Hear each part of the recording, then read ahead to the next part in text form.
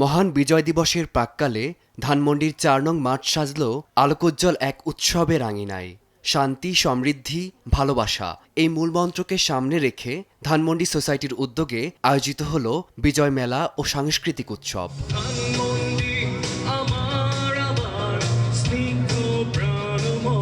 শ্রেণী বয়স নির্বিশেষে এই মেলায় ছিল বৈচিত্র্যময় বিনোদনের সমাহার। বিশেষ আকর্ষণ হিসেবে ছিল ধানমন্ডি সোসাইটির প্রামাণ্যচিত্র, থিম সং এবং পাপেট ও ম্যাজিক শোর মতো মজার পরিবেশনা। আমি আমার বাবার সাথে আসছি, আর হলো আমার সব বন্ধুরা এসেছে, আর আমরা হলো অনেক মজার মজার জিনিস করছি। আমরা হলো মজার মজার খেলা খেলছি। একটু পরে আমরা পাপেট শো দেখব আর হলো ম্যাজিক শো দেখব।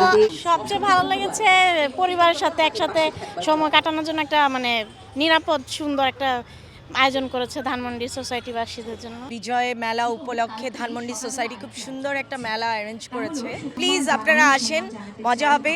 আমরা ব্যস্ত জীবনে আসলে খুব কম সময় পাই, এখন মানুষের দেখা কম হয়, কথা কম হয়। সো একটা মেলার মাধ্যমে আমরা ইউনাইটেড হচ্ছি, যেটা আপনি বললাম যে শান্তি, সমৃদ্ধি, ভালোবাসা, এই বন্ধনে আমরা সবাই এক ছাদের নিচে আসার জন্যই এই আয়োজন। এই বিজয় মেলার প্রধান উদ্দেশ্য ছিল ধানমন্ডি কমিউনিটির সংস্কৃতি, ঐতিহ্য ও গৌরবকে সম্মান জানানো। একই সাথে ভবিষ্যৎ প্রজন্মকে দেশপ্রেমে উদ্বুদ্ধ হওয়ারও আহ্বান জানান সংশ্লিষ্টরা। এই অনুষ্ঠানটা প্রতি বছরের ধারাবাহিকতার সাথে রেখেই আমরা করছি। সেটা হলো আমাদের যে নতুন প্রজন্ম, তাদেরকে আমাদের এই বিশেষ কিছু দিন, যেমন আমাদের মহান বিজয় দিবস, তারপর 21শে ফেব্রুয়ারি, এই সকল দিনগুলো আমরা কিছু অনুষ্ঠান আয়োজন করি।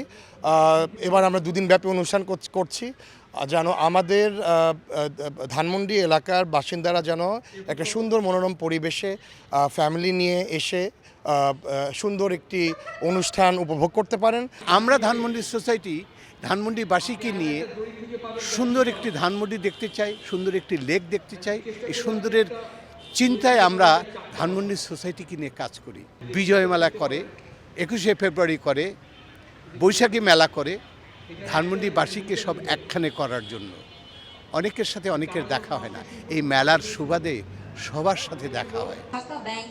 বিজয় দিবসের চেতনাকে ধারণ করে একটি কমিউনিটি কিভাবে ভালোবাসা ও সমৃদ্ধির পথে চলতে পারে সেই বার্তাই দিল পুরো আয়োজন। মেলা চলবে 16 ডিসেম্বর রাত 11টা পর্যন্ত। ফারদিন মাঝহার, সময় সংবাদ, ঢাকা।